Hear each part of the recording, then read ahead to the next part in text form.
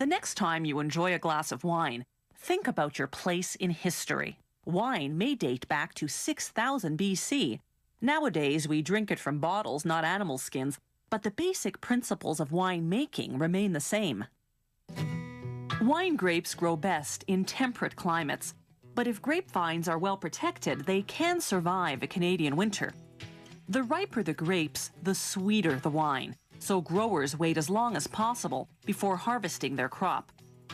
Pickers gather grapes by hand, cutting off the bunches with shears to avoid tearing the plant. For red wine, winemakers use the entire red grape, juice, skin, pulp, and even seeds. For white wine, they use just the juice of white grapes. While the winemaking process itself is certainly a factor, the quality of the grapes is what will ultimately determine the quality of the wine. Grapes are affected by weather, by soil conditions, and by how the vines are pruned during and between seasons.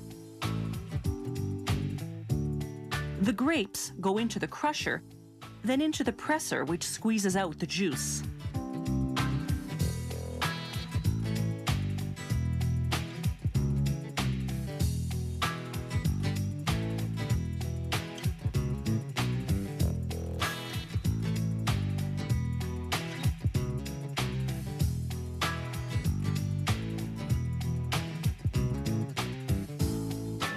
Inside the winery, the result of all that crushing and pressing ends up in large stainless steel tanks.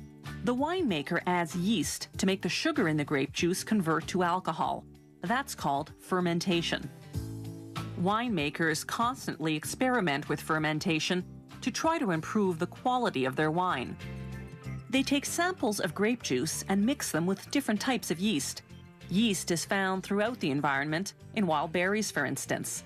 They hydrate the yeast with a bit of grape juice, then pour the mix into the grape juice sample, let it ferment, then see how it turns out.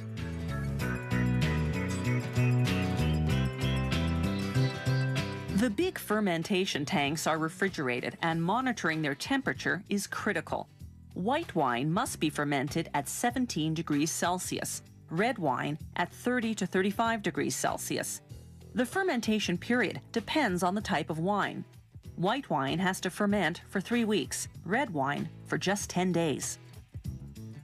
Rosé wine is somewhat of a half-breed, made with red grapes but fermented slowly, like white wine. It comes out pink. There's an extra step in making red wine. During fermentation, they drain the tank to aerate the wine.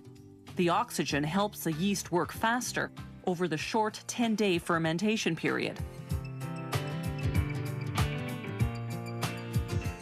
Then they pump the wine back in through the top of the tank to mix everything thoroughly. During fermentation, they not only monitor temperature, but also the sugar level. As the juice becomes wine, the sugar level drops and the alcohol level increases. Except for very sweet wines, fermentation is done when the sugar's gone, and the alcohol content is 11 to 13% for red wine, 11 to 11.5% for white and rosé. The wine is stored for a few months, then it's run through several pressure filters to remove any particles. Then comes time to bottle the wine.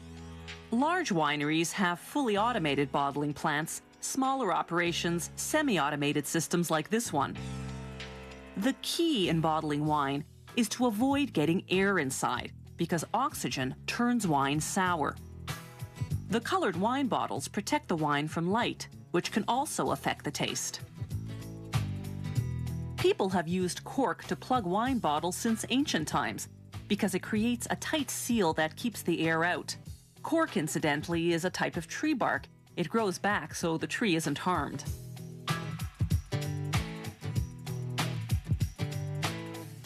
Inside the bottle, the wine continues to undergo subtle organic changes as it ages.